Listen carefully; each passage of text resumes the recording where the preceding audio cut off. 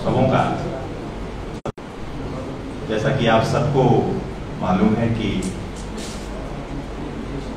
आज हमारे प्रदेश के माननीय प्रभारी, पार्टी के राष्ट्रीय उपाध्यक्ष, राज्यसभा में पार्टी के मुख्य सचेतक श्रीमान डॉक्टर लक्ष्मीकांत वाजपेयी जी आप सबसे बात करेंगे।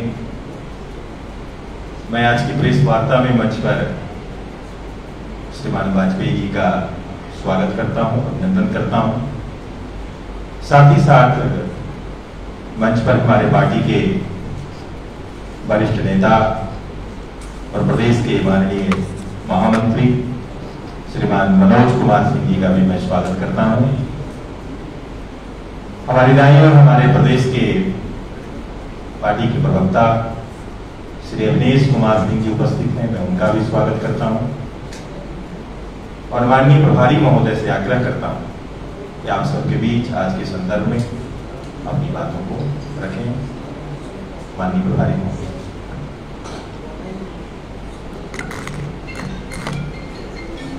आप सभी पत्रकार मित्रों का मैं अपनी ओर से भी हार्दिक स्वागत और अभिनंदन करता हूं। मैं 20 नवंबर 2022 को बाबा वैद्यनाथ की धरती पर दर्शन करके मैंने झारखंड में काम शुरू किया था और परसों अपने काम को समाप्त करने से पूर्व फिर बाबा के दर्शन, बाबा बासुकीनाथ के दर्शन, तारापीठ के दर्शन और कल देवड़ी माई के दर्शन करने के बाद आज आप लोगों से वार्ता और वार्ता के बाद रांची से प्रस्थान। ये पहले चरण, आखिरी चरण का चुनाव आ गया है और झारखंड में दो चीजें बहुत मशहूर हैं, एक तो हूल क्रांति, एक उलगुलान। हूल क्रांति का क्षेत्र दूसरा और उलगुलान का क्षेत्र दूसरा, लेकिन अर्थ दोनों के एक। अंग्रेजों और महाजनी संस्कृति के विरुद्ध वो संघर्ष था। बाबा बिरसा मुंडा जी और सिद्धू कानू, इन लोगों के संघर्ष के परिणाम से झारखंड के समाज को एक दिशा मिली थी और मुझे कुछ ऐसा आभास हो रहा है कि सिद्धू कानू की धरती से भाजपा के संकल्प की सिद्धि की परिस्थिति का निर्माण होने जा रहा है।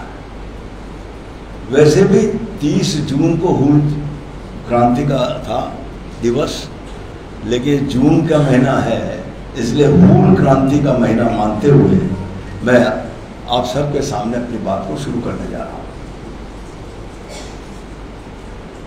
संथाल समाज, और अगर कहूं मैं आदिवासी समाज इस देश का, राष्ट्रभक्त और ईमानदार समाज, इसमें कोई संदेह नहीं है और इस समाज और अन्य समाजों के सहयोग के माध्यम से झारखंड की समस्याओं का हल निकलने वाला है। तुष्टीकरण की राजनीति के माध्यम से वर्तमान की सरकार ने झारखंड पर और संथाल समाज पर एक अस्तित्व का संकट पैदा किया है। संथाली क्षेत्र से लगता हुआ बांग्लादेशी क्षेत्र और उससे हो रही घुसपैठ और उसको वर्तमान सरकार का प्राप्त हो रहा संरक्षण इस क्षेत्र की डेमोग्राफी को बदल रहा है। जमीन और जमीर दोनों की लूट ये बांग्लादेश से आए हुए घुसपैठियों के माध्यम से हो रही है। लव जिहाद और लैंड जिहाद के माध्यम से इस झारखंड की पूरी संस्कृति को बदलने का एक संगठित प्रयास हो रहा है, इसमें मुझे कहने में कोई संकोच नहीं है। और इन सब बातों जिनकी चर्चा अभी तक मैंने की है, को संरक्षण है कांग्रेस राजद गठबंधन, ये इंडी गठबंधन का। वोट के सौदागरों ने वोट की लालच में इस होने वाले घटनाक्रमों से आंख मूंद कर और इसको फलने फूलने का पूरा अवसर प्रदान किया है। और अगर ये बात कही जाए तो इंडी गठबंधन ने घुसपैठियों के हाथ में संथाल क्षेत्र को गिरवी रखने का काम किया है। सबसे बड़ी बात, और मैं अपनी बात की पुष्टि में एक बात प्रमाण के तौर पर कहना चाहता हूं कि बांग्लादेश से आने वाले घुसपैठियों का राशन कार्ड, आधार कार्ड और वोटर आईडी किसके कारण से बन गए, कौन इसमें सहयोग कर रहा है? निश्चित है कि वर्तमान में झारखंड में जिनकी सरकार है, वर्तमान के चुनाव में जो इंडी गठबंधन हमारे सामने है, ये मिलकर इस प्रकार की परिस्थितियां पैदा कर रहे हैं और घुसपैठियों को इस देश का अप्रत्यक्ष नहीं तो अप्रत्यक्ष नागरिक बनाने का काम कर रहे हैं। इसके साथ ही साथ झारखंड में भ्रष्टाचार का नंगा नाच। अब झारखंड में भ्रष्टाचार का नंगा नाच कहने के लिए परिस्थिति क्यों पैदा हुई है? खनिज संपदा का इससे बड़ा राज्य नहीं है जिसके पास इतनी खनिज संपदा की उपलब्धता हो। और अगर इस खनिज संपदा का सदुपयोग हो राष्ट्रहित में, राज्य हित में, तो शायद देश के सर्वाधिक संपन्न राज्यों में से ये झारखंड बन सकता है। खनिज संपदा की लूट हो रही है और अकेले साहबगंज में 1 करोड़ से अधिक के घोटाले उजागर हुए हैं, 1000 करोड़ के। लेकिन हम बात इसके साथ साथ एक विकास की बात भी आपसे करना चाहते हैं। देवघर में एम्स, एयरपोर्ट, रेलवे की सुविधा, हाईवे का निर्माण, गंगा नदी पर पुल साहिबगंज में, ये भारतीय जनता पार्टी की, नरेंद्र मोदी की सरकार की ये देन है। हम जनता के सामने इसी बात को लेकर चुनाव में गए थे कि एक तरफ राष्ट्र विरोधी ताकतें, भ्रष्टाचार में लिप्त ताकतें और एक तरफ विकास के प्रति समर्पित ताकतें आदरणीय नरेंद्र मोदी जी के नेतृत्व में। अब जनता से हमने जिस बात पर वोट मांगा है, विकास के साथ साथ भविष्य के लिए विभिन्न मुद्दों पर दी गई मोदी की गारंटी के आधार पर हमने वोट को मांगा है। आदरणीय मोदी जी की सभा में, अमित शाह जी की सभा में भीषण गर्मी में जितनी बड़ी संख्या में जनता की उपस्थिति, ये दर्शा रही है कि जनता भारतीय जनता पार्टी के पक्ष में है और कल अंतिम चरण के चुनाव के समय भी भाजपा का साथ देगी जनता, इस बात का हमको पूरा विश्वास है। जो 2 क्रांति हुई थी, हूल और गुलगुलान, उनकी धरती को भ्रष्टाचारी और घुसपैठियों का जो अड्डा बनाने की कोशिश इंडी गठबंधन के लोगों की हो रही है, भाजपा इस बात पर संकल्पित है कि किसी कीमत पर उनके गठबंधन के आधार पर हम इस घुसपैठियों की और भ्रष्टाचार की धरती नहीं बनने देंगे। क्योंकि झारखंड के वीर क्रांतिकारियों बाबा बिरसा मुंडा जी और सिद्धू कानू ने महाजनी प्रथा के खिलाफ संघर्ष किया था, अंग्रेजों के खिलाफ संघर्ष किया था। आज उनकी धरती इस स्थिति में आ जाए, शायद जो भी उनके अनुयायी हैं उनके लिए उचित नहीं है।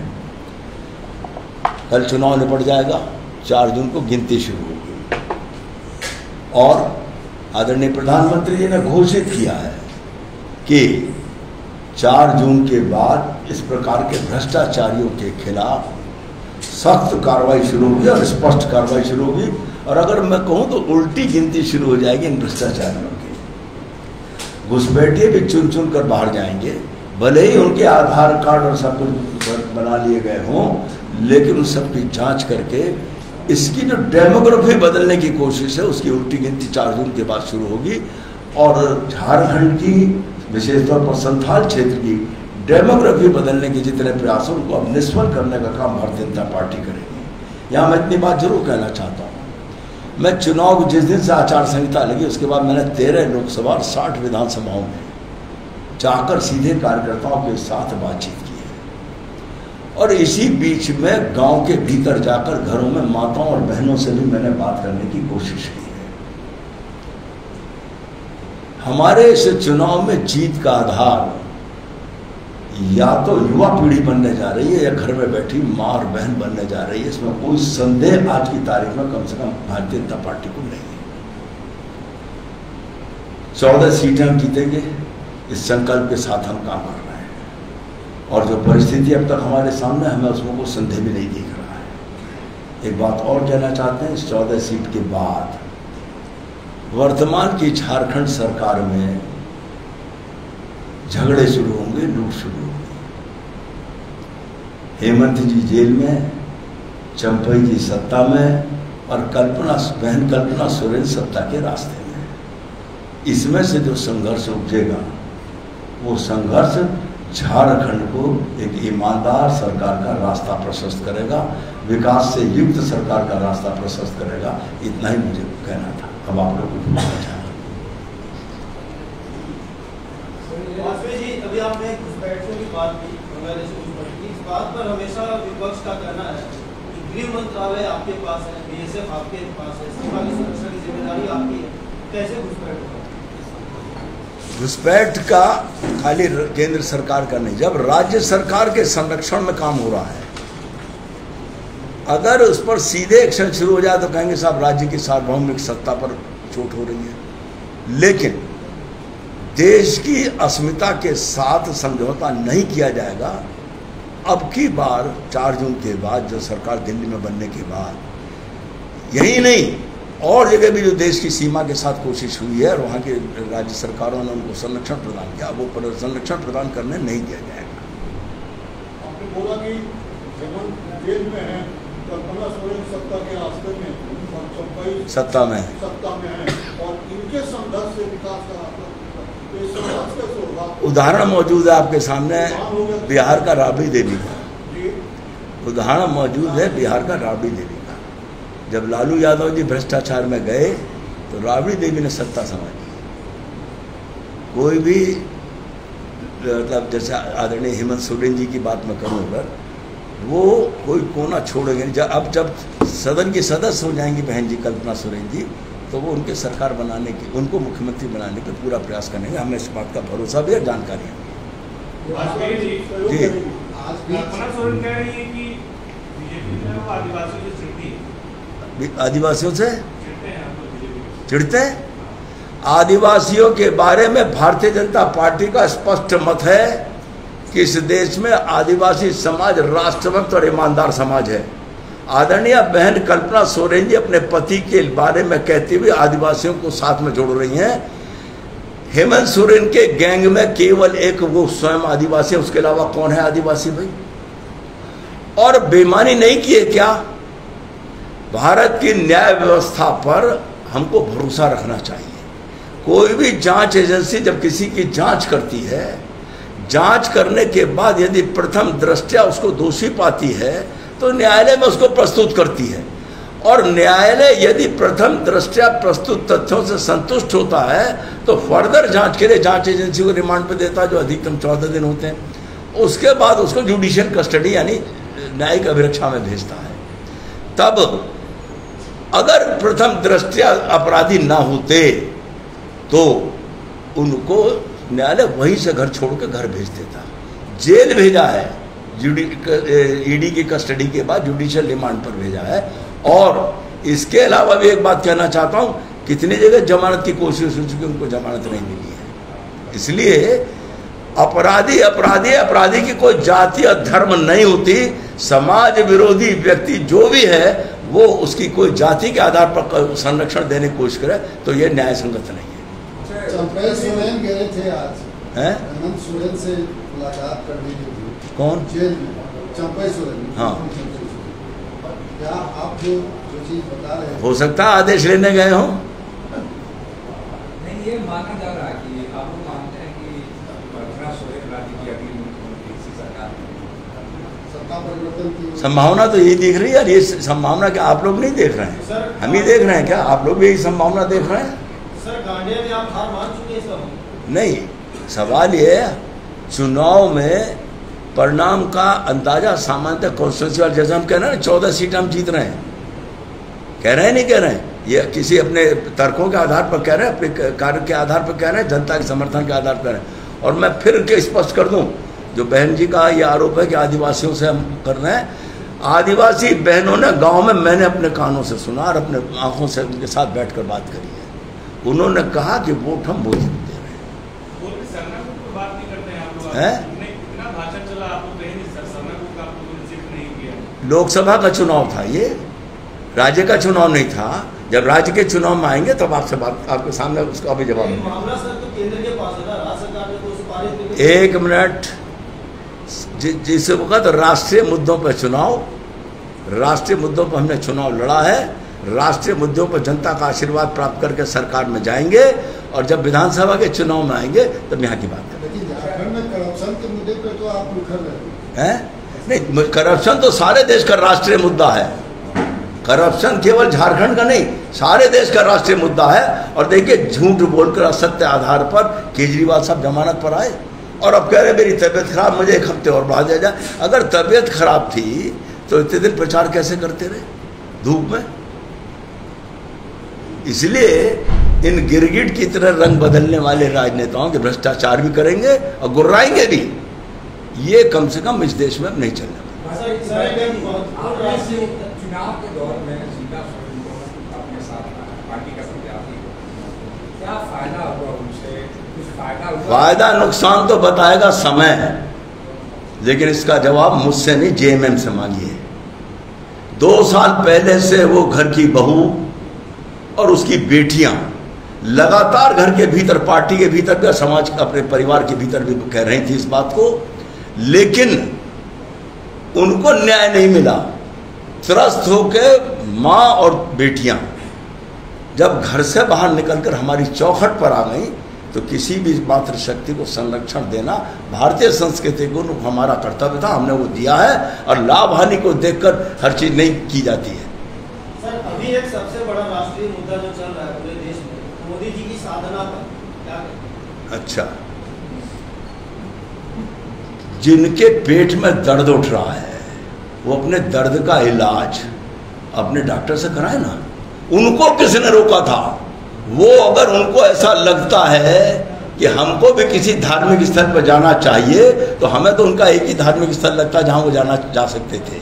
वहां जाने से डर गए, क्योंकि चुनाव में हार रहे हैं। अल्पसंख्यक तुष्टीकरण से उनको लाभ नहीं हुआ है। चुनाव निपट गया, और मैं अपने मंदिर में जाकर, हर आदमी भगवान के मंदिर में जाता नहीं जाता। मैंने खुद कहा नहीं, कहा कि मैं देवघर से मैंने काम शुरू किया था, देवघर से मैंने समापन किया है, क्यों नहीं जाए साहब, हम ध्यान लगा लें। और उनको किसने रोका है? अब फिर इसके बाद आप मुझसे प्रश्न पूछ रहे हैं, उत्तर आपके पास है कि जगह जगह चुनाव आयोग में सब जगह धक्के खाइए, कहीं से उनको इसकी बात का संरक्षण नहीं मिला। इसलिए फिर वही बात कहूंगा, न्यायिक प्रक्रिया में संरक्षण नहीं मिलना है। न्यायिक प्रक्रिया से तुम दोषी हो तो इसको सड़क पर कुछ भी कहते रहो, उसका कोई लाभ नहीं होने वाला। चुनाव को प्रभावित कर रहे हैं, जो मतदान होना है। हाँ, क्यों? जयराम रमेश 100 चूहे खा के बिल्ली हज करने चली। जयराम रमेश के कहने पर हम चलेंगे। भारतीय जनता पार्टी का अपना राष्ट्रीय नेतृत्व है, आदरणीय प्रधानमंत्री जी देश के प्रधानमंत्री हैं और रहेंगे। वो अपनी मर्जी से जाएंगे। हर अच्छा काम करने के बाद, परिणाम आने से पहले, बच्चा इम्तहान दे के आता है, भगवान के मंदिर में जाता नहीं जाता है। फिर हम अपनी आस्था विश्वास से कर रहे हैं। काजी जी क्यों दुबले शहर के देश में, तुम्हारे पेट में क्यों दर्द उठ रहा है? मुझे अपना काम करना, मैं कर रहा हूँ। तुम्हारा दर्द उठ रहा था, तुम गए चुनाव आयोग के पास, डॉक्टर के पास, उन्होंने भी मना कर दिया कि तुम्हारा वो जो रोग है वो लाइलाज है। अब लाइलाज रोग वाले फिर काहे को इधर उधर भागते फिर रहे हैं? और कोई प्रश्न नहीं? धन्यवाद।